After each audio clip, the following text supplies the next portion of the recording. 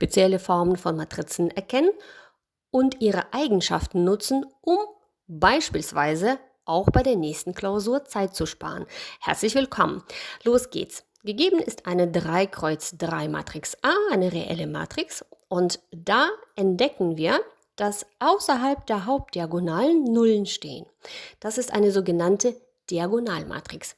Auf der Hauptdiagonalen stehen von 0 verschiedene Elemente, und das ist ja das Besondere an dieser Struktur. Ja, quadratische Matrizen, die nur in der Hauptdiagonalen von 0 verschiedene Elemente aufweisen, heißen Diagonalmatrizen. Dazu muss man sagen, dass auf der Hauptdiagonalen natürlich auch Nullen stehen können. Wichtig ist, dass außerhalb der Hauptdiagonalen Nullen stehen müssen. Das Schöne an dieser Struktur ist, dass wir ganz schnell Potenzen von solchen Matrizen berechnen können und Inversen, falls eine Diagonalmatrix invertierbar ist.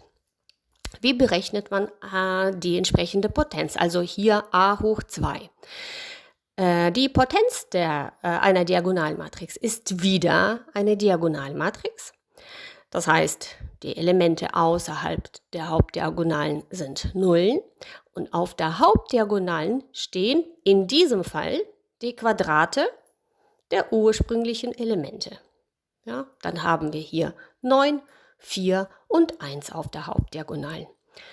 So, unsere Aufgabe besteht aber darin, dann die Inverse dieser quadrierten Matrix zu bestimmen, falls die Inverse vorhanden ist. Und da ist Folgendes zu bemerken: Eine Diagonalmatrix ist genau dann invertierbar, wenn alle ihre Hauptdiagonalelemente von 0 verschieden sind. Das ist bei uns der Fall. Und die Inverse ergibt sich wie folgt. Auch sehr schnell. Es ist wieder eine Diagonalmatrix und auf der Hauptdiagonalen stehen die Kehrwerte der entsprechenden Hauptdiagonalelemente der ursprünglichen Matrix. Das heißt in unserem Fall 1/9, 1/4 und 1.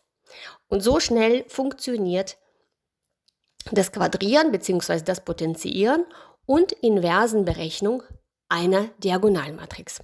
Das ist natürlich hier kein Beweis. Diese allgemeine Eigenschaft sollte man vorher beweisen, und in einem Kurs an einer Universität wird das auch gemacht.